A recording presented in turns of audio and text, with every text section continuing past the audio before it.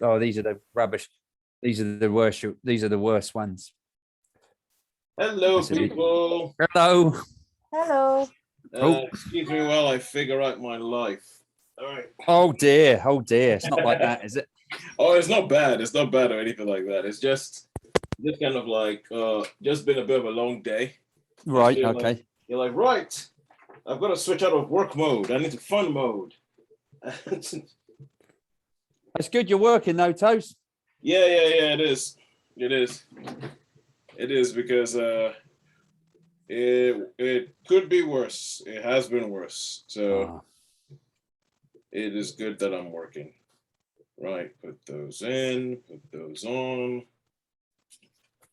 La. Put that in there. Switch that on. Honestly, sometimes I feel like it's some sort of mission control thing I've got set up here to record the podcast. Yeah, it's a good job you're there because I'm no good at techie things.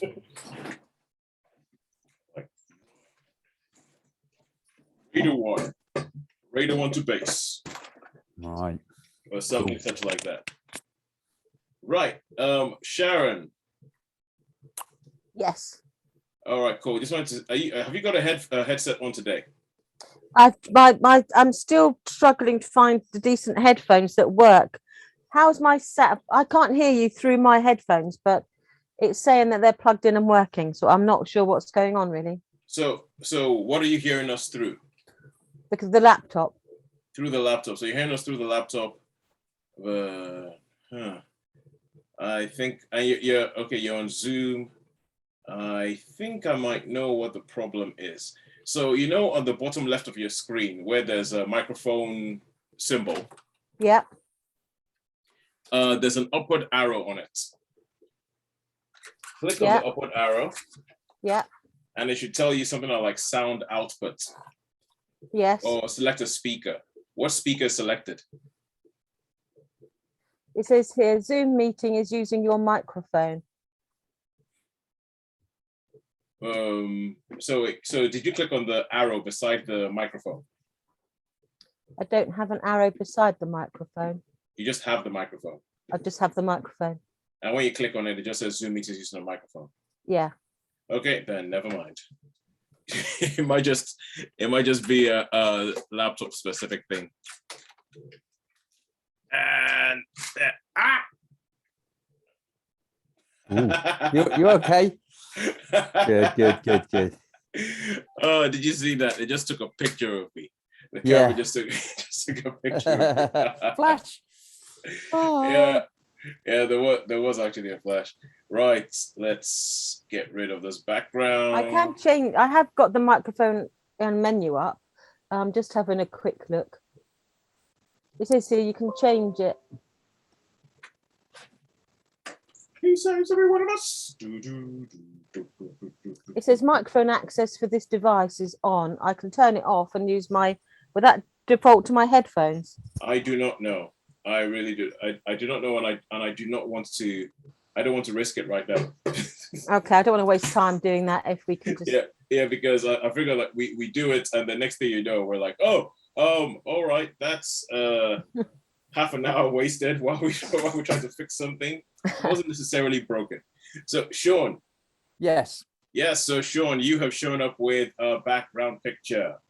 Easy peasy, lemon squeezy. This one is. Get it. This one is easy. It's easy on the film. It's easy, and actually, it's really easy on the actors. And I'm thankful. that times are not brilliant, but they're better for female actors because I know who this is. I don't have to go away and go, I'm so sorry. I don't have to go make a fictional episode of sorry we didn't recognize you. How about Sharon? How was Sharon going to do with this? I only know the actor. I'm not sure if I know the film or the actress, to be honest with you. I think the actress is more known for singing, isn't she? Really, I think she's more of a singer. I've never heard of her before. To be honest, I don't think I ever heard of her before this film. And no, I think, as I say, I think she's famous as a singer. But ever since then, I've seen her popping up in a whole bunch of things. She was in a film I reviewed a while back called "I Care a Lot" with Rosamund Pike. And what she played was, I think for me, she's like, I really like her character in this movie. Well, I really like her anyway. I think. All right. Yeah. Let me let's say so Sharon, let me harness my inner Shaun and let me give you a clue as to what film this is. This film was directed by a director of a film that Shaun really liked last week. Okay. Yeah. The film that Shaun saw in the cinema last week was directed by the same director as this. No. The Sparks. Yeah, the Sparks movie. brothers. The And Sparks brothers. you had Edgar Wright, didn't you? You were looking at. Yeah. There you go. So Edgar Wright directed this film. It's not quite his big American debut. That was Scott Pilgrim versus the World. This is Baby Driver. And on the right, I never saw it. yeah, on the right we have John Hamm, and on the left we have Aiza Gonzalez. Right, I knew John Hamm, but I didn't know the film or the actress. You need to see the film, Sharon. You need to see this movie. I know you really rated it. I think that's probably why I didn't watch it, because I didn't want to not like it because you liked it so much. Yeah, I know that has happened. That has happened in the past when films have been recommended, and it can be like a major disappointment because you get to such a level. I mean, that happened to me with 71. I sort of praised it so highly, and then a friend went to see it and was like, "Oh my god!" And he sent me like a text for about 100-word text about what was awful about it. But yeah, everybody who was around at the time was like, even the people that, like, you know, loads of people saying what a great movie it was. You know, people older my sort of age and everything else. But so I suppose I liked 71. Yeah, I know a lot of people did, but for some reason, I still have 71 on my to watch list on Amazon Prime. I don't know why I just can't get it in me to watch the film. I think that's the trouble. You know, I think that's the trouble is the time, isn't it? And there's so much. You got so much. It's like books, reading books. It's like there's just so much now. Yeah, there's so much. There's a lot. There's a lot. So okay, Sharon seems to manage it though. Sharon must be really well. She's pretty amazing, really. I'm sort of in awe of her sometimes. So she. That's why I managed to watch one film in a week. I'm still in awe of you, Sharon. Yeah, that's because you were probably reading a book. However, I was reading. Yeah, you were reading a bock. However, I did not read a book. I have read websites, and Shaun hasn't even bothered reading anything that's written. So, I actually have. What? Because in that case, you're amazing. You meant to see all these things in the cinema, and you read something. Yeah, I read a book about King John. Oh, King John was not a bad man. Okay, anyway. Well, you actually okay. Anyway, okay. I have absolutely no idea where the picture quiz has ended and where the film podcast has started. I have absolutely no idea, but we're going to figure it out. So let me say hello, and welcome to Netflix versus Cinema, the podcast that is this week. I don't know what we're doing this week. We're rambling around trying to figure out when our podcast starts. My name is Tosin. I am the host. I am based up in Bromsgrove, somewhere in the Midlands in the UK. Joining me, as always, on the Isle of Wight, a lovely little island of the south coast of England for all of our international listeners, is Sharon. Hello. And Shaun. Hello. I don't know what's happened there. Shaun is the ghost in the background. Yeah. Shaun, if you're watching this on YouTube, Shaun is the guy. He's the ghost who is every now and then appearing. He doesn't look like John Hamm, but he's a ghost that's every now and then appearing in front of John Hamm. Because we just finished doing our picture quiz where we tried to guess who, name the film, name the actors in the picture. You'll find that also up on YouTube. So go have a look at that. Anyway, this week we have, there's a possibility, because usually what happens is we go see 3 films in the cinema. We go see 3 films in the cinema. We see 3 things at home on Netflix and Friends. We rate them all out of 5. We take an average of cinema, average of Netflix, and we say, who has won this week? Sorry, hiccups. Where has the money been better spent this week? Now, this week, we have a possibility of 4. We have a possibility of 4 films in the cinema or 4 things at home. And the question is, the challenge for us this week is, are we disciplined enough? Are we disciplined enough to give ourselves 5 minutes for each one of these things, review everything in 5 minutes? Because I think, well, one of these films, more than one of us has seen, so I think that's a 5 minutes out the window already. But we're going to try it. We're going to try it and see if we can get through these 8 films in the next hour and tell you who has won this week for the battle for eyeballs. Has it been Netflix or has it been cinema? So let us kick off first with cinema. What have we seen in cinema? Sharon, you fire away. Oh, you fire away. Okay. I have seen 2 films in the cinema this week. I saw A Jungle Cruise with my niece and my nephew, and I saw The Boys from County Hell as well. Ooh. Okay, now I see. Okay, so I saw Jungle Cruise. That was my film of I say film of the week, not because I thought it was good, film because it was the only film I got to see. So because I guess the film. So we got Jungle Cruise and we got Boys from County Hell. I'm intrigued about that one. So Shaun, what did you see? Okay, I saw Stillwater. Yep. I saw Stillwater, and there was a secret cinema showing which I took a punt on, and it happened to be Free Guy. So I've seen Free Guy, yeah, which I'm not sure has been released yet. I took a punt on it. I didn't have my my normal seat, so I was a little bit disappointed. But, okay, I'll tell you what. How about this? Seeing as Free Guy is not available on general release yet, how about we keep Free Guy for next week? Cool. Does that sound good? Yeah, it's good. That's good. Yeah, that's really good. Yeah, okay. Okay, but first of all, okay, so we'll keep the review of Free Guy, but tell us, Secret Cinema, how did that work? How did you get it in? How does that whole thing work?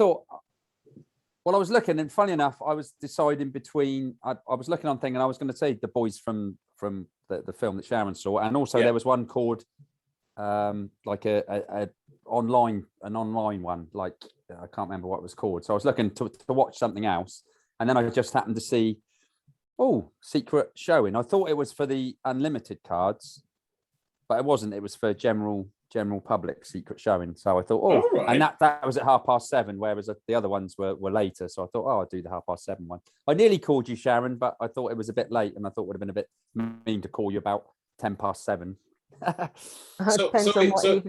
So there was more than one showing of the secret film. No. It was just that was the time it was on. So cool. Okay, gotcha. When I looked at the times, that it said 7:30. Whereas what's the one you saw, Sharon? The Boys from County Hell. That was only on at 9 o'clock at night. I think 9 o'clock. So that was a late one, and the other one I'm trying to think what it's called. Might be anyway. It was an online one. So all right. You see, yeah. Sorry, Shaun. Carry on. No. I'm just saying I can't think of the name of the film now. I might have to have a look and see what the other film was that I nearly saw, but that was on at like 8:40. So I just thought, I'll go and see one at 7:30. I am really beginning to think that either Cineworld, because the cinema on the Isle of Wight that you guys go to is a Cineworld, either Cineworld deliberately gets a wider selection of films, or just that the Isle of Wight is a bit more arty than the View Cinema in Redditch, because the View. Because I've been looking for Stillwater. I've been like, oh yeah, that looks interesting. I want to see Stillwater. Boys from County Hell, I heard about that. I haven't seen a hair on the head of any of those films. There hasn't even been a whisper that those films are coming out. I was still thinking, oh yeah, maybe next week. But if they're already on the Isle of Wight, that means they're just not going to come to my local cinema. So I have to rely on what you guys say. But as Sharon says, usually when you guys review something, the likelihood I'm going to watch it is low. I'm like, well, that's been done. So tick that one off the list. It's the other film. Shaun saw it. Sharon saw it. I've seen it. The film was called. Oh dear, my phone's just gone down. The film I was gonna call was called. Come on. It was called Profile. Never heard of it. In cinemas. Yeah. No, that's it. Well, that's what it's called. So Profile. Yeah. Never heard of it. Look, come on, View Cinema Redditch. Get your act together. The Isle of Wight is showing you up. But I'm hopeful that Free Guy is a big enough thing that I'll be able to watch it next week. Yeah. Now, Free Guy is one of those films that I feel like I could probably review from the trailer alone. But I'll wait. I will hold judgment. I will hold my prejudice and see what happens. So, right. Okay, so we're only going to do 3 cinemas, 3 things at home. What did we see at home on Netflix this week? I saw a little mini series. Yep. Called the Mafia, the Fear City, New York versus the Mafia. Oh, okay. This is on Netflix, isn't it? Yeah, it's Netflix one, yeah. Oh, yeah, I saw that. It was one of those things where you're like, oh, that looks interesting. Oh, I've got something else to do. Oh, That looks like one of the 15 But that was million quite interesting good because things. it was only like, yeah, there was like three episodes, you know. Yeah. So it was quite watchable. All right, cool, good stuff. And also, I saw a 3-episode, similar thing, 3-episode documentary series on Netflix called Heist, and oh no, not 3 episodes, 6 episodes, but 3 stories. So each episode went over 2. Each story went over 2 episodes. And Sharon, you saw? I saw The Dry, which is a Sky Originals drama on Sky Cinema. The Dry. Yeah. Like Australian, no water. An Australian drama with Eric Bana in it. Ooh, Eric Bana. All right, cool, good. So let us kick off. In that case, we will kick off with Jungle Cruise. Jungle Cruise. Now, this is Sharon. I'm really, really glad that you saw this film, because then you can explain it and I can just react, and and I can just sort of like, you know, let my well, essentially, let's put it this way: if you've seen it as well, then I don't have to be partial, or I don't have to be impartial about it. So, Sharon, tell us, Jungle Cruise, what's this all about? Jungle Cruise is set in 1916, and it is about a woman who has been denied access to things like the Royal Society, but she has a scientific mind and has a curiosity. And she has heard about a legend of this plant in the Amazon rainforest that can cure all ills, basically. And she wants to get funding to go and explore and find this thing, so she can heal the masses of wounded that are pouring out of the First World War. And she doesn't, but she has a sort of a brother who, even though he's not as intelligent, he's a man, and so he can get the funding. So they basically head off to the Amazon to see if they can find this mysterious drug. And then it's something like the African Queen meets Pirates of the Caribbean. Then ensues. You know, that is funny, because that is pretty much my exact. I said exactly that. It was that's my exact description of this film. It's like the African Queen / Romancing the Stone meets Pirates of the Caribbean. Yeah. Yes, it is all those things. And so basically, Emily Blunt plays this sort of scientific woman, and Jack Whitehall plays her sort of slightly sort of vain brother. And they meet Dwayne Johnson, who is a riverboat pilot on the Amazon, and they basically employ him to take them up the Amazon to find this mysterious plant that is hidden where no one can find it. Right, cool. Well, right, thank you very much. Now, you see, those of you who might be Disney fans might realize that there is a ride at most Disney parks called Jungle Cruise, the same way that there is a ride at Disney parks called Pirates of the Caribbean, the same way that there's a ride or an attraction at Disney parks called the Haunted Mansion. And ever since Pirates of the Caribbean became like a nonsensical hit, like nobody still understands why that made sense. We made a movie Disney have been trying to replicate this formula. So the Haunted Mansion, they tried that with Eddie Murphy, didn't quite work. And this is the latest attempt to turn a ride into a film or into a franchise. So much so that on Disney Plus, there's a category of movies based on a ride. Wow. And you can go through that and you can see all the attempts that Disney have done to get you to spend more money at their parks by doing something on a ride. It's still better than what Warner Brothers did with Space Jam. It's still not as bold-faced, but it's still a bit cynical. And okay, so that is the basic idea of the film, and we go forward from there. Now, this is one of these films that, I don't know, it's kind of like, I think as you grow older, your tastes change somewhat, and there's things that you start spotting that start bothering you that didn't used to bother you. I'm not sure if that's the case with you guys, well, when it came to like film or anything. Yep. It absolutely does. Yeah, and this is a film. Like, I mean, Sharon, you explained it perfectly. You gave the synopsis perfectly.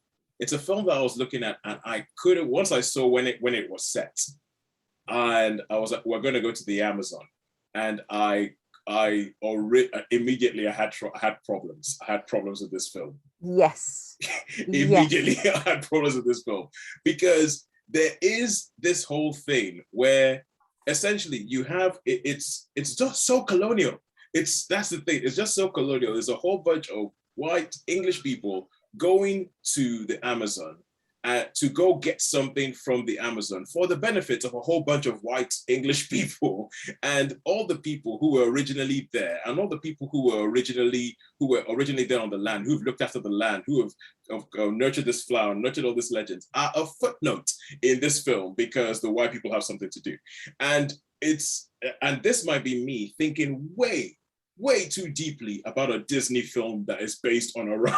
It might be me feeling way too deeply. But from the word go, I was like, ugh. Okay, if you made this film in the 50s, I will probably, like, if I watch The African Queen now, I'll probably have issues with it, but I'll be like, wait, that was then. But if because it's being made in today's day and age, I'm like, you need to in some way address this. You need to in some way give the indigenous people some sort of thing. And but instead what we get is a rollicking adventure. It's good in some places, filled with terrible jokes from The Rock, which are acknowledged to be terrible. They're known to be terrible, but it has a sense of spectacle and a sense of wonder that you haven't really seen, since an Indiana Jones film. And another film I'll throw into the mix is The Mummy. This film borrows a lot from The Mummy, from the Brendan Fraser. Jack Whitehall's character is just John Hannah, isn't it? It is John Hannah with 20 years on him. Yeah. It's very, but he's very kind of like, oh yes, I have my dinner suit and it's time for tea. Where can I find tea in the middle of the Amazon? He's very much like that. And it's, so yeah. Can I just ask something? Yes, go ahead. What's the youngest age you think you could take to see this? I mean, is there any scary bits? But there's tiny children, and when I saw it, there were like 4 or 5-year-olds in it. I'm pretty sure it's a PG. I'm pretty sure it's a PG. Cool. I took my niece who's 14, but she's autistic, and so she could be sensitive to things that you wouldn't expect. She was fine with it. She was fine. Cool. Yeah. Cool. So I mean, there's bits where you have like, this is the Pirates of the Caribbean thing, where you have like, cursed soldiers, and one of them is made of snakes, and one of them is made of bees, and one of them is made of trees, and all that kind of stuff. And you have that. So anyway, that's my rant. That was my rant about the film, and it colored my entire enjoyment / appreciation / watching thing of this film. Sharon, what did you think about it? If you're going to, yeah, I must admit, I was distracted as well by the fact that it was set during 1916. I thought there's enough going on at that time that why would you clear off to the Amazon in pursuit of a legend? I mean, I'd rather you spent your time researching modern medicine so that you could help the people on the front. And it had like scenes of soldiers going, see you off on the front, boys. And you think, this is 1916, this is set in. The year of the Somme. And it's like, cheerio, have a nice time at the front. To me, that was in a different tone. But to me, I thought, that is just the wrong tone to set for any film set during 1916. Yeah. I thought this is 2 years into the war for most people in Britain. And it was, the Isle of Wight had lost 1,000 men by that point in the war. I mean, it was just ridiculous. So I find that horribly distracting. If they set it like 1914 and used, I would have been as uncomfortable about some of the colonial aspects, but I wouldn't have been as distracted by the fact that, why would you choose that particular period, to say, oh yeah, we're going to go off to the rainforest. We're going to ignore the fact that 500,000 people are dying this year, and we're going to go and clear off. So I found that really distracting. But going back to the actual content of the film, yeah, I think like with the Pirates of the Caribbean things, yes, it's loud, it's brash, but it's too darn long. It's 2.5 hours long, and it's like no one wants to sit on a Disney ride for 2.5 hours long. You see, I didn't notice it was 2.5 hours long. I didn't look at my watch, but I did notice that it was dragging, and I did think you could get rid of this. You could cut that out. Yeah. You could get there quicker. Because I think all of the Caribbean films, the Pirates films, should have been at least an hour shorter than they were. Yeah. And to me, I could have cut off at least half an hour or more, and it probably would have been the same plot. Yeah. So I found it too darn long. But yeah, the character, it was entertaining enough. I mean, my nephew didn't love it because he's sort of a bit older, and he was a bit like, yeah, it's not as good as this, and this. But my niece liked it. I sort of think, so if you don't go into it overthinking it, I think you'll probably enjoy it. Yeah. But to me, it was too darn long. There were too many bits in it that I was distracted by rather than it adding to the story.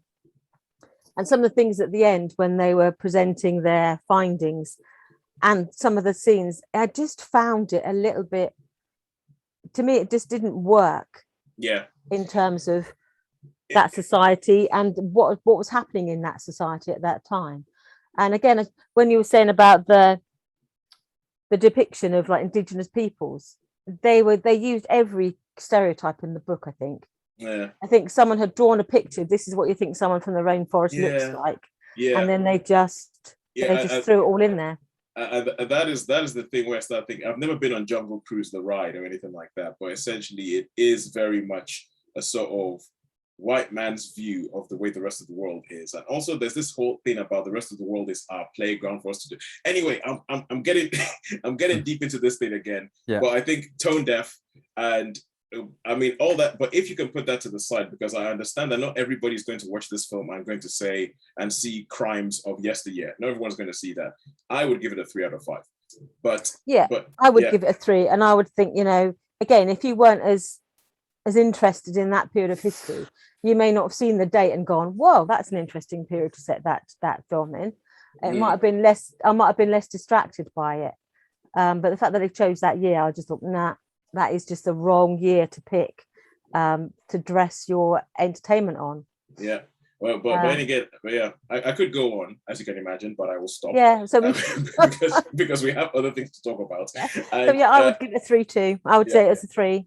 And I don't think that, let me just put it this way, I don't think that this is the last film that I'm going to be having that kind of whinge about, or that kind of moan about. Maybe, okay, so anyway, we're going to move over to Netflix now. Let Shaun stop from us moaning and whinging, because Shaun didn't see it, so Shaun can't join in the moan. Because if Shaun had seen, I'm sure he would have told us of how that pith helmet was the wrong one for the night. Yeah, possibly. He would have told us that, yeah. Possibly. But anyway, so we'll go over to Netflix, and this is what Shaun saw. Shaun, you saw Fear City, New York versus the Mafia. Mafia. You tell us a little bit about it. Okay, yeah. So this is a little bit about a mini-series, and I mean, New York during the 70s and 80s, New York was a pretty damn scary place to be. Really, really was a scary place to be. And I remember my first time in New York, and it was scary, and I had to be really, really careful, and I had to watch myself, and there was a lot of stuff going on. But anyway, that was the other stuff. This is the basic story about the Mafia. There's like 5 families, Gambisi, Genovese, and they were practically running the city. They had the city sewn up. And actually, there was a really good film called The Most Violent Year, which I reviewed. With Oscar Isaac, Jessica Chastain. Oscar Isaac, yeah. JC Chandler, yeah. But I mean, that wasn't Mafia. But this is Mafia, actually. It's the 5 families. And then they decided, the FBI and everyone else decided that they would, they'd have to combat this because it was just getting stupid. They had all the unions in their pockets. So there were strikes all the time. They were... they were making loads of money. Is this a documentary or is it like a fictional thing? No, it's a documentary. So, okay, documentary, yeah, cool. So yeah, so basically it's the story of the FBI. They're bugging the places. They're trying to catch people. They show the organization, so like who's in charge, and they can never get the person who's in charge. It's always the underlings and everything like that. And they managed to get this one meeting where all the heads of the family met at this one place. They managed to get it, and gradually and slowly but surely, they obviously get a few of the underlings and whatever. And so this is really good because you've got, well, not really good, but because you've got some of the old, what we call, like the foot soldiers, I suppose, the ones that do the heavy and the protection and all that. So you've got a couple of these old boys saying, "Oh yeah, well, I was a wise guy," and like you got that, and I used to do this, and we used to do this, and then they've got the FBI people and they've got the politicians and what have you.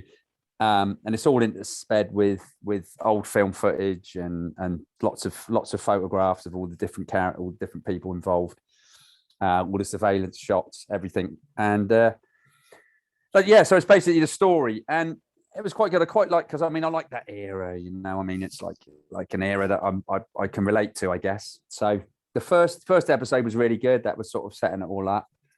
The second one was a little bit more in depth and some of the buggins, how they got into the place, how they wanted to do this, so they pretended like the cable company was down, they cut the cable, so how they infiltrated and did the things. But the last episode, I would say, was, well, it was just like Rudy Giuliani, is it the mayor? It was just like a platform for, oh, look what he's done. How good was this? You know, it became a bit. Especially bearing in mind that Rudy Giuliani is most popularly known now for being Donald Trump's lawyer. Yeah. Who went around after the election spouting things that made it look like he'd forgotten his meds and having his hair dye running down his face in the middle of a press conference. Yeah. But I mean, he started off as like a prosecutor, and obviously, or became, whatever, and obviously, he became New York mayor, and he is credited with cleaning New York up a lot. Yeah. So this was it wasn't. It was interesting, but it wasn't. I think it could have been made a lot more interesting than what it was. I mean, it was good. I watched it, and for me, the best part of this was the old footage of like pictures of New York, pictures of the bosses, rather than the FBI. And I like the wise. I like the guys that were the underlings of their interview, because they were like, all right, you could see. Yeah, they're sort of fairly big. They're old now, obviously a lot older, and they've probably been to prison, and they've come out, and they got all the old tats and all that, and they're going, yeah, I was a wise guy, and like, yeah, I used to get like. It's kind of like, because I've seen some of these documentaries that they look almost like Ray Liotta in Goodfellas. They're like the real life Ray Liotta in Goodfellas. Yeah. So yeah, Henry Hill, the real life Henry Hill, yeah. I mean, I think I could probably stretch this to a 3. I wouldn't say it was good. The last series, I didn't like the last episode. Yeah, I didn't like the last episode much. I started to get a little bit worn down. I guess it's a bit like they could have put it into 2 episodes. They could have put the whole thing into 2 episodes, really. So, and then it probably would have been okay. So on the whole, I'm going to give this a 3-star. 3 stars. Yeah. So 3 stars for Fear City, New York vs. the Mafia. Yeah, I had higher hopes for that, because it's a Netflix documentary, and say what you want. I know, Shaun, and you have said a lot about Netflix's original movies. They do get the documentaries right. Yeah, they generally do. Yeah, the Netflix documentaries, they do get those right. All right, cool. So now we go back to cinema, and we have The Boys from County Hell, which is a film that Sharon, I saw on Facebook that you put a picture of you in the cinema alone. Yeah. And you were like, not scary at all, watching an Irish vampire movie on my own. So I guess that tells us a little bit about what this is about, but go ahead, tell us, what was The Boys from County Hell was about? Basically the setup for the whole film. I turned up at a 9 o'clock screening, and obviously the film didn't start till about 9:30, and I was literally the only one in there. And I've worked out it was a cinema that would seat 250 people quite comfortably. So it was was one of the biggies. One that it was in, one of the bigger ones. It was just me in there. And they do this one thing that I have to say just made me laugh at the time, was at Cineworld on the island, just to make sure you're not recording the films or doing anything dodgy. The staff do come in and check every now and then. You hear the door open, then they walk up to the end and they sort of have a look about. Yeah. And they did that once at the beginning of the film, and then about 4 times, literally about 3 or 4 times during the film, I could hear the door open. I'd hear the vroom, vroom, and then no one would appear. Oh. So I'd look across to see, if it was a member of staff there looking around, but no one would come. So I think, are you trying to freak me out on purpose? Because I'll be like, who's coming in? There's no one coming in. I think the guys who made the film have paid everybody at every single cinema to do that. Just to go. And so I had that as a sensory. It's like, sort of like theatre vision. I had this extra sensory experience. But anyway, the film is basically set in Northern Ireland. There's a town called 5 Mile Road, or 5 Mile Hill, sorry. And its one claim to fame is that sometime in the 19th century, Bram Stoker stayed one night in the local pub. Ooh. And he was told, a legend, that in a field nearby, there is a cairn of stones under which is buried this ancient evil entity that can suck the blood out of someone by being close to them. And that if you stand too close to this cairn, you can hear the noise of this unquiet thing underneath the ground. And that if you spill any blood near it, it will drain the blood from you.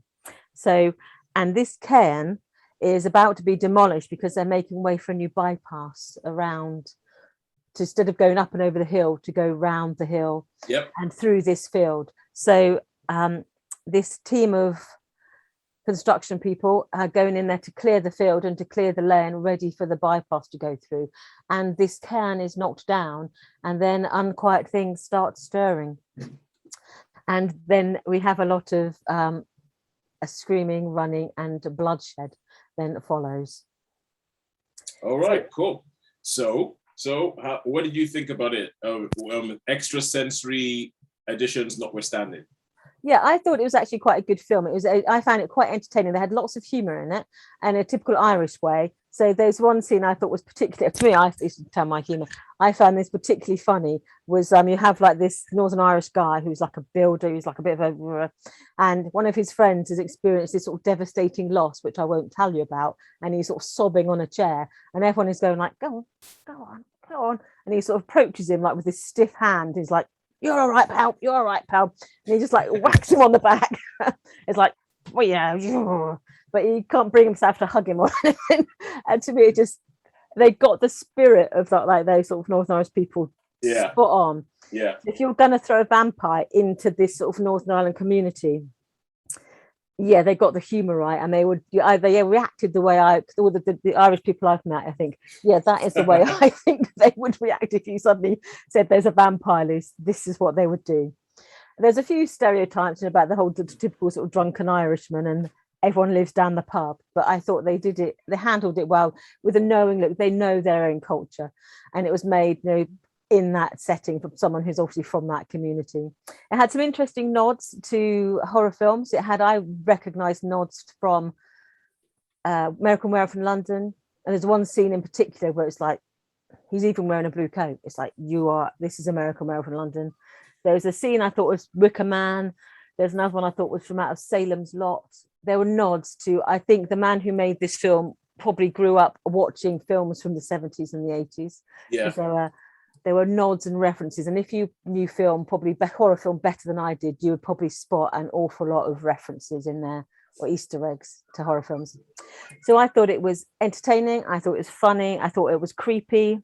I thought they used their budget really well, that you didn't see this evil entity too closely for 99% of the film. So they didn't waste their budget on, makeup and prosthetics and special effects. They saved the sort of scares to the end, and most of it was just like that creeping people out, which I was already halfway creeped out before the film even started. So yeah, I enjoyed it. I thought it was fun, it had scare in the right places, it had enough nods to the genre, recognized the cliches, but also tried to set its own rules and set its own sort of understanding of what their creature was and how it worked and what they had to do about it. Yeah, so I thought it worked well in that it wasn't completely derivative. It did its own. It took a story and then it went, we're going to do our own thing with this. And it went Irish with it. I like that. Yeah, absolutely. So how many stars would you give it? So I would give it a 4. I think it was better than average. It was better than I was expecting it to be. And yeah, I thought it was entertaining, and it deserved probably more of an audience than just me. Yeah. Well, the thing is, I like it when you have some, like, how we were talking, I think a couple of weeks ago about Kingdom, Ashen of the North. Yes. And how when you have like the Koreans, they take something and go, well, we're going to put our own fantasy zombie thing on it. And I love that. And I think what you tend to have this with Irish stuff as well, like whether it's Irish animation or taking like a big sort of almost Hollywood trope and then putting like an Irish spin on it. And I'm not going to lie, I quite like me some Irish spins on Hollywood. Yeah. And I thought it did place itself in the north of Ireland as well. So because it referenced like the PSNI, and it's the Police Service of Northern Ireland, and it wasn't. Yeah, they talked about mass, but again they had the nods to its own history, nods to their culture. And so I liked it. I thought it was fun. A couple of niggles I thought I couldn't see. My only minor niggle was when they were talking about building a bypass. You normally only build a bypass because the traffic is too heavy for the local area. It's more convenient. And from what I could see, I didn't see a single car go down through this village. No matter, whenever they shot pictures of the village, there wasn't a single car or van or anything going down. I thought, why are you building a bypass? There's no one on the road. Okay, you know what I have decided? I have decided that people who make films need to hire us as script supervisors and go, hang on a second, what the heck? Shaun will be like, that's the wrong buckle. Sharon will be like, where's the car? I'll be like, racism! You know, for any film that's going, we are available for hire. Okay, cool. So we'll move on. Oh, by the way, Shaun, if you wanted to do a second picture quiz, we don't. I've paid for Zoom for this month, so it's not going to kick us off. Okay. Yeah. So you want to do a section? All right. Okay. Well, it's up to you. It's up to you. Do you want me to go and put another one on? But it'd be totally easy. But we'll do it anyway, and we'll let Sharon go first because this will be. All right. Okay. I'll do that. I'll tell you what I'll do. Right. You get it up while I'm doing my next review. Okay. Cool. And for those of you listening to this, if you want to know what the heck that was all about, watch us on YouTube. Find us on YouTube, Netflix versus Cinema. Now, Shaun didn't have to go off to change that background, but hey, Shaun has left. He'll be back soon, I'm pretty sure. And I'm going to talk about the thing that I saw at home this week, which is a series on Netflix called Heist. Now, this is something that I actually quite like the idea of. What it is, the whole idea behind this is that they take a real life heist and they go back through it and they interview the people who actually did the heist. They find out, look, how did it go? What did you do? How was the planning? And imagine if you took a real life crime. It's a documentary, so you have talking heads and everything like that. You have talking heads. It's a documentary, and Shaun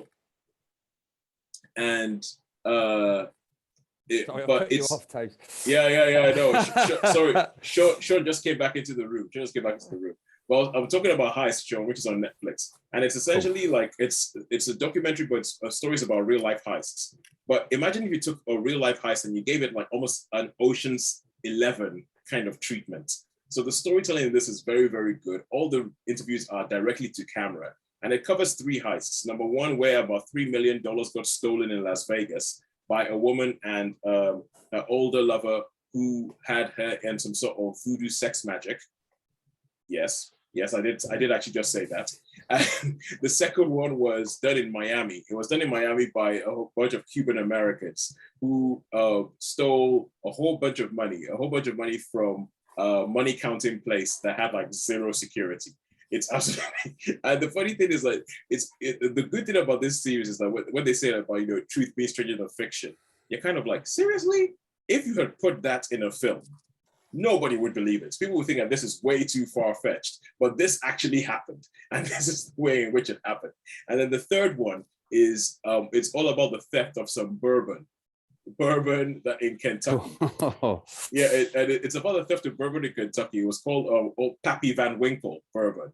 And it all disappears, and they talk about how this bourbon is so valuable, it's like liquid gold, and they interview all the different people, and they bring and I think I love the storytelling in this because of the way they bring all these different people together, bring all these different characters, and you get to learn about the characters, you get to learn about the different people, about how the plan came together, about how they did the heist, and also because they are interviewing the people who did the heist, it is no spoiler to say you also learn how they got caught. You also learn how they got caught, and usually it is not by, well, it is excellent police work, but it's also stupidity. It's stupidity. So I like those. Yeah, no, honestly, Shaun, personally, I think you would love this series. I think you would love it. It's only 6 episodes so far. Each heist is told over 2 episodes. So each is told over 2 hours, like 2 episodes. And some of the characters are like, you're like, this cannot be real. This person cannot be real. But I mean, the second heist in the series, my wife was watching it sort of over my shoulder, and she just sort of got drawn into it. And she was like, I want to find out what happens. And there's one character in it that has gotten us to the point where we say, oh, please, for goodness sake, don't do a Jeffrey. Because there's a character called Jeffrey in it that you're just kind of like, oh my God, this guy if you had this kind of character in your life, you would just there's no hope for you if you had a Jeffrey in your life. We don't want a Jeffrey in our lives. So yeah, I think it's really, really good. I think the storytelling is so well done. I think I think it's a documentary, but it's done from a very, very filmic point of view. It's almost sort of quite stylized, and I think that the people who've made it, they just to get some of these people to say the stuff that they say on camera and to be the way that they do on camera, the documentary makers have done a brilliant job. They've done an absolutely brilliant job. So much so that you wonder whether the people you're watching are actually real. And in one case, you might have a good reason to think that, but it's like, is this actually real? This has actually happened. Well, yeah, all these three heists happened, and it's about the only thing I would say is that one of the heists is not really a heist. It's kind of like the equivalent of somebody taking pens from their workplace and taking them home. It just so happens. Oh, right, okay. Yeah, it's that's what it's like. Like if you worked in a place that had pens and office supplies, you take one. Oh, I took a post-it note home. That's kind of how this comes. It just so happened that the things that they were taking at cost millions of dollars.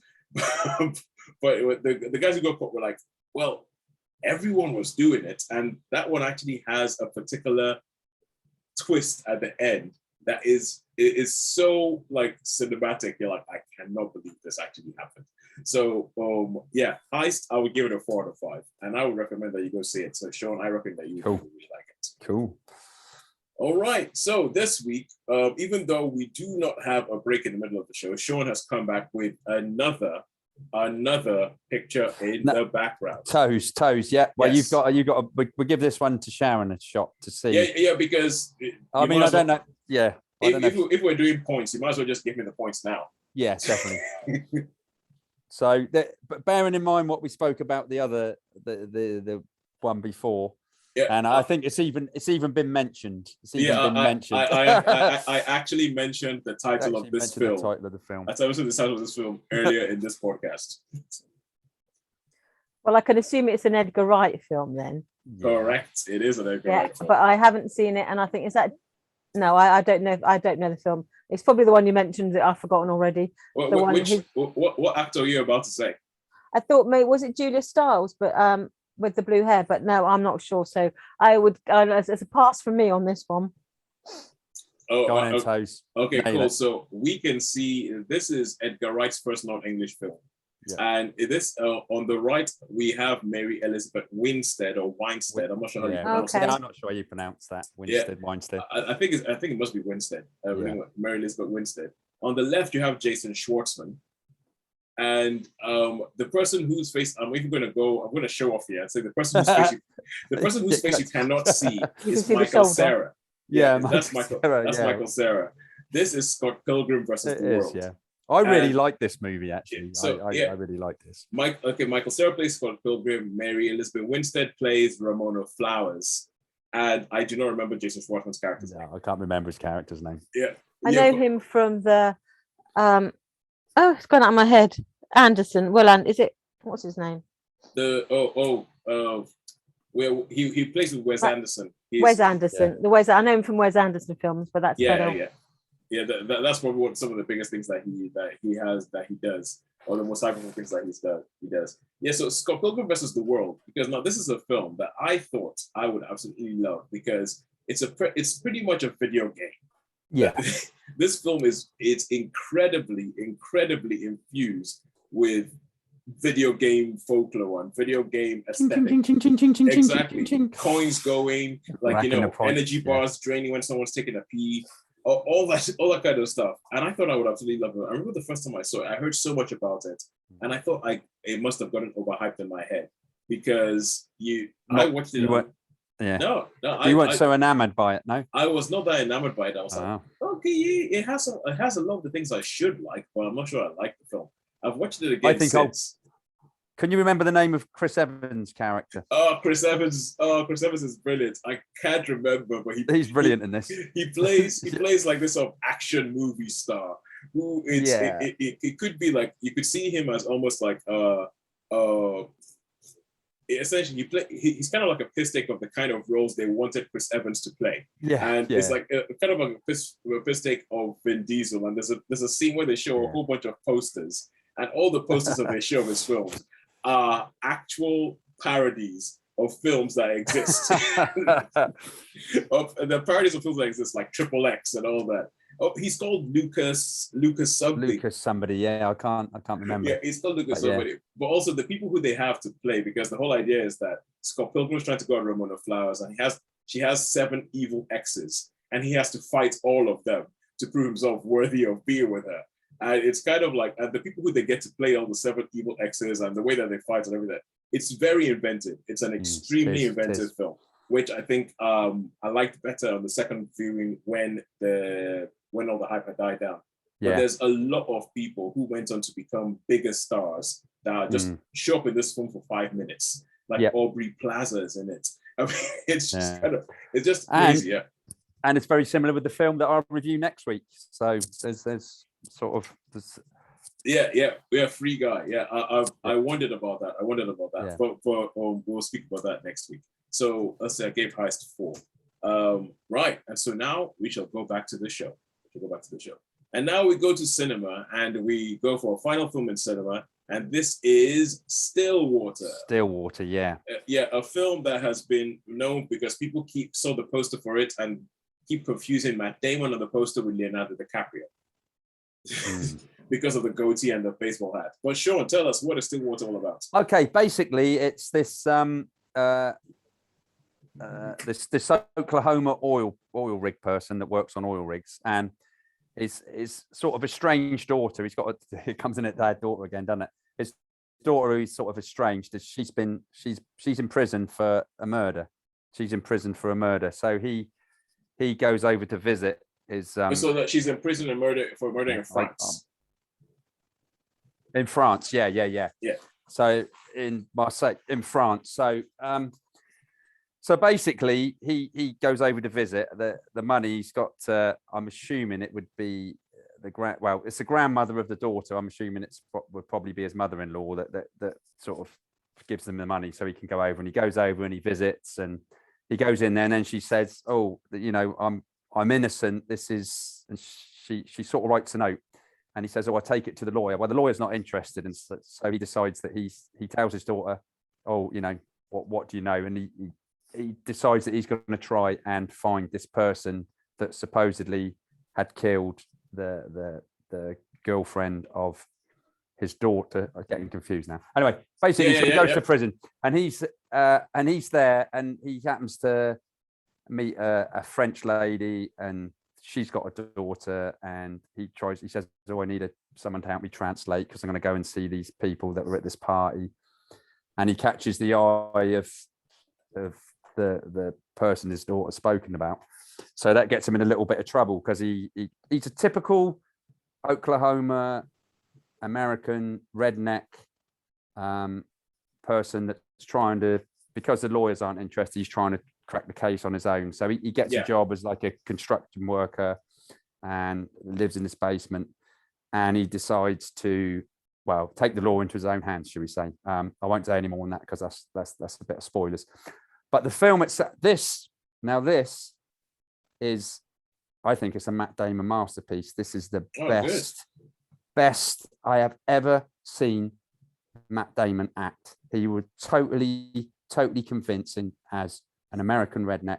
Absolutely blew me away. It did, really. I thought, Matt Damon, because Matt Damon can be a little bit hot or cold, and he's Matt Damon. But Matt Damon, he is class. He is absolutely brilliantly well acted. And so basically he's a little bit thuggish. He's not that intelligent. He obviously was a high school dropout, and he's well built. He's got the typical American baseball cap. And he goes around, he can get a bit feisty, but he's always polite to everybody. It doesn't matter. Mom, he calls him mom, sir, all this sort of thing. But he's very, very, should we say, just sort of quite narrow vision. So and says things like it is. Doesn't mean to be. Obviously, he strikes up a really, really good relationship with the daughter of this girl. And it's starting to form. Actually, they get together and they get on really well. But then he does something where he takes it all into his own hands. And it's a bit of a compromising position because he takes the woman's daughter out and then obviously sees something and yeah. it's just terrifically because his main thing is I've got to save my daughter. Yeah, everything else be damned. Yeah, I mean, so let's just say you see someone, you're somewhere and you see someone that you think, but you've got someone else's child with you. Yeah. Who do you know what is going to be your first preference? But because he's the way he is. Yeah. It's not. Yeah, and no, brilliant, absolutely brilliant. Yeah. This is probably cool. as good as Leave No Trace, I think. Ooh. So really. I really was so impressed with this. I probably would need to go and see it again. Okay, so the thing with this, and obviously it's not on the cinema near me, but anyway, the thing with this is that Matt Damon has been complaining, saying that the way they have marketed this film, they've made it seem like it's Taken 7. Like, American guy goes over to France and like is trying to find out what's happened to his daughter and it's going to go out for vengeance. But from what you're saying, it doesn't sound like that. No, it's not like that at all. It's not like that at all. So not like Taken, not like Death Wish. It's far superior to Taken. far superior to Taken. Absolutely. I've only seen clips of it, Shaun, so I haven't seen it yet. My only reservation was, is it sort of using any like real life cases? Because there's obviously the well-known case of like Meredith Kercher in Italy and Amanda Knox, and I was a bit concerned about using like an American, they believe is wrongly convicted, but does the evidence suggest that? Blah, blah, blah, blah. Don't want to go into that case, but are there parallels between that and this? I mean, I don't really know enough about the Knox case apart from what I don't know that in depth, but I know that so maybe along that, maybe they were trying to be. I did think perhaps there might have been something in that, but in fact, there's probably quite a lot now I think about it. There probably is more. So as I'm thinking towards the end and what happens and how things go on. Yeah, it could be. It could be. I didn't equate that at the time, but now you've mentioned it, I can see where you're coming from there. But nevertheless, it is a terrifically acted film. Absolutely brilliant. Loved it. Cool. How many stars did you give it? I'll give it a 4. Solid high 4. Definitely. Solid 4. In my younger days, I would have given it a super 5, but I mean, that's being a bit exaggerated. Hello. But no, it's 4. Definitely high 4. All right. It all comes down to this. The final film. This is The Dry, and I didn't even know if this is a film or TV series. The Dry. Sharon, you saw this at home on Sky Cinema. Tell us, what is The Dry about? Dry is a film. It's a film set in modern day Australia, where the dry refers to. This is a part of Australia where they haven't had rain in this particular part of it for well over a year. They've been counting the days, and it was like in the 300 and something days since they last had rain, and so that does something to a community where this constant dry. It just exhausts people. And into this scene, we have there's been a murder where a man, seemingly, has shot his wife and his son and then shot himself, leaving his infant daughter alone in the house with all the bodies. And then someone comes along and finds this murder scene, and a friend of the family, a boyhood friend of the family, who happens to be like a police officer in the big city, comes back to go to the funeral, and it starts to resurrect memories of a mystery that happened in the past where there were 4 of them who were teenagers together, and mysteriously one of their 4 of this close group seemingly killed herself in an accident or in a fit of sort of teenage angst when he was a teen, and he was blamed for her murder or contributing to her death, even though everyone else decided it was suicide. But rumors followed him, and he ended up leaving his hometown. And this is the first time he's been back since that death. And these 2 deaths, the teenage girl in his past and what was his best friend now in seemingly this sort of murder-suicide situation, has basically brought him back to his hometown. And there's some things that he doesn't feel just aren't right, so he starts digging into this current mystery and the mystery of the past to see if the two are connected, other than by him. He is like the common denominator, but he is looking to see, what really has gone on in this sort of part of Australia that is, again, it's you sort of, it's one of those places where you feel its history sort of lending itself to this quite sort of bleak open landscape where they have these sort of water holes, and you don't know quite what's going on there. There's sort of something ancient about the landscape. So is it a little bit like an Australian take on Scandi noir? Yes, a little bit, but instead of sort of like those long winter evenings, it's like this baking heat that sort of like bleaches everything white and exposes everything as well. So it's like with the heat does strange things to people, and the lack of rain has done something to this community. And it's one of those, again, I think we've used this a lot today, haven't we? These sort of films set in particular landscapes have their own stereotype. And in the Australian outback, the stereotype is the man wearing a vest in a truck wearing shorts and boots, and with a sort of an Australian version of a cowboy hat on. So hard drinking, hard living, and a misogynist at heart. It's like the men in the bar and the women, you stay out of the way. Misogynist, and obviously my word of the day, racist. Yes.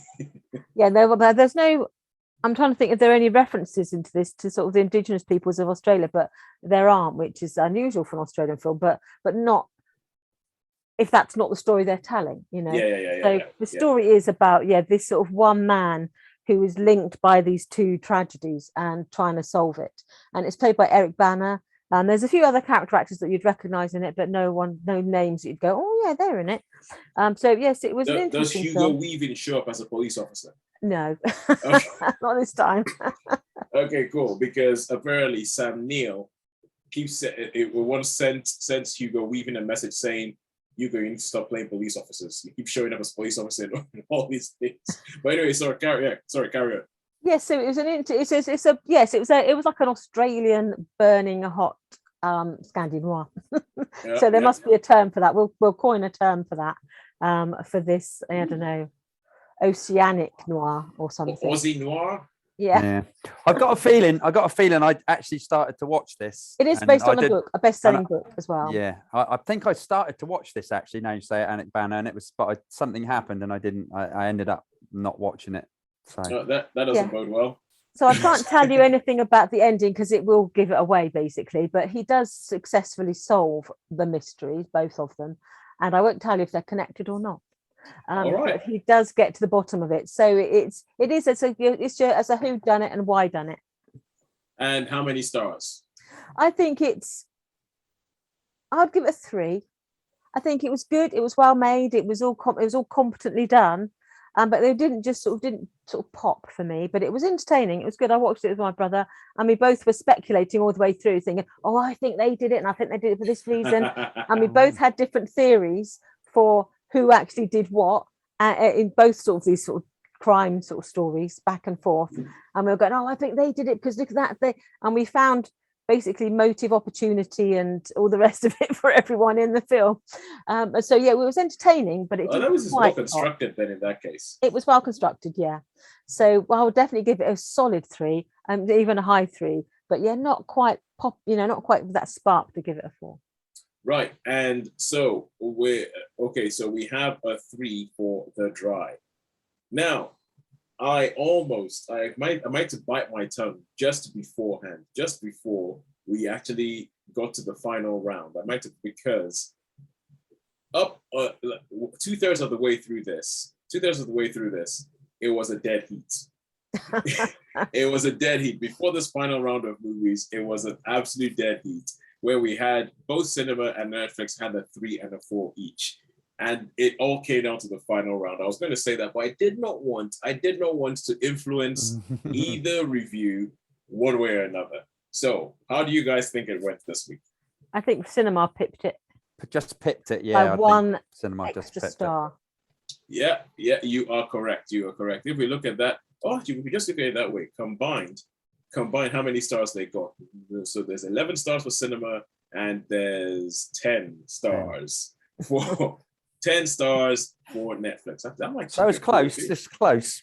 It was close. That's pretty good because I think we had a week where cinema was fairly well represented, and then a week where Netflix came out, certainly big time. And this week's like getting a bit closer. So as we're going to the pictures more and more, and it seems like it's sort of becoming a bit more of a competition again, doesn't it? Certainly feels like cinema is picking up its end of the deal a bit more. Yeah. The quality does seem to be going up, but I still also think that the fact that there's not that many big things out there means that something like Boys from County Hell can come out, and have one person on the Isle of Wight watch it. One person. I wouldn't mind seeing it. When I looked at that, I was quite intrigued. So if it's still on, I might try and grab it. Yeah, it was one of those things. You know how you look through the times and the listings, and I went on the Saturday night because you know how you work out. It's like, okay, no, that's church the next day. No, that's work the next day. That's work. That's the show. So it eliminates how your availability to basically. It's like I've got to go tonight, or I don't see it. Yeah, I mean, I saw. Yeah, go on. Sorry, carry on. No, and I was just going to say one final thing to say that. Now, we love interaction on this show. We love interaction on this show, so much so that we give shout-outs every now and then. And sometimes we give the shout-outs. We don't tell people we've done the shout-outs because we want to see if they listen. So much that my cousin, Taiwo, who he's the one who got in touch to talk about who listens to us on the tube when he's going to work and all that, he got back in touch. But he got back in touch in a very Nigerian way. He didn't get in touch with me. He got in touch with my wife, Claudia, with a message saying, I want to report your husband to you. Because this is the kind of thing that used to happen. When we were kids, people would go and report you to your parents. And he said, seeing as he doesn't live with his parents, I can't report him to his parents, but I can report him to you. How dare he think I don't listen to every episode? So okay. Yeah, so Taiwo, I'll put this right at the end to see whether you find this one. But yes, okay, cool, fine. That's me told. We have a loyal listener. Thank you very much, Taiwo. O'Shea. Yeah. O'Shea. Oh, did you hear that? Did you hear that, Taiwo? Did you hear that? You hear that? Look what we're doing here. Sharon just spoke Yoruba. Okay. And she even used it properly as well. Sharon, you don't know how right you were. I will explain it at some point. Because there's a whole thing about if someone is older than you use one word, and if someone's younger than you use another word. You don't know how right you were. But so and also we want to invite you to come and connect with us. Find us on Facebook, find us on Twitter, find us on Instagram. Get in touch with us. Tell us if you think we are talking absolute nonsense and speaking out of our bums for the things that we have spoken about here for reviews. Tell us what you know. And also, if you like us, leave a review on iTunes, wherever you get your podcast from, or Facebook, whatever. But I think that is everything, unless, Shaun, you have something else to say. No, I don't think I have, actually. I don't think so. All right, cool. But, yeah. So until next week, when we will let Shaun talk about Free Guy. And I think there was Killer Man as well, which is still somewhere in the back. Oh, yeah, that was Netflix one. Yeah, that's the Netflix one. Yeah. So I'll save that then. So the trouble is, I should write down what I watch. Because I do see stuff and then I totally forget. So the only stuff I really remember is the stuff I like. I'll tell you what, but that's not bad. That's not bad of going about the amount of stuff you see.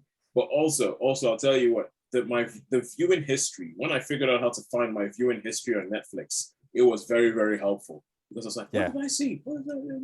I did see that. That was rubbish. But that'd be a good way of finding out who's using your account. Because every now and then it says, because you watched this, you might like this. I think, I don't remember watching that. That's why you got to set up different profiles, Sharon. I have one for each member of the family. Have got their own, but every now and then they use mine. Yeah, because why am I getting these weird recommendations? Yeah, because after a while I started getting recommended way too much kids TV because my nephews and nieces were using it.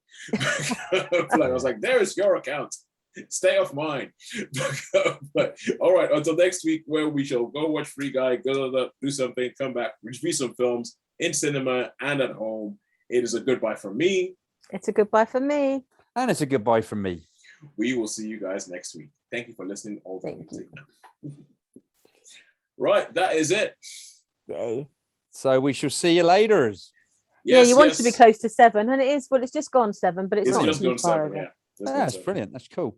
Yeah, That no, was I mean, I think the new format and everything like that has helped. If we do Yeah. 5 minutes on the phone with a little bit of padding, to let us Padding. chat and everything like that, Yeah. it works quite well, and it means that I can stop people getting annoyed at me. And next week I'll do a Sharon friendly quiz because that was a Tosin friendly quiz. So what I'll do a Sharon friendly quiz, and then I'll do a Shawnee friendly quiz. Okay. We should do this like question of sport, where if you get a Sharon friendly, if I get a Sharon friendly quiz, I get like 3 points because that's like playing home or away. Yeah. And Yeah.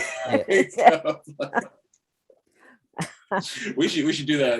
If I get one that's supposed to be aimed at me, no big deal. You're supposed to get that anyway. Yeah. So, all right, cool. Yeah, I'll see you guys next week. Yeah. See you later. Thanks See a you lot, guys. later. Take care. Bye. Then. Bye. Bye.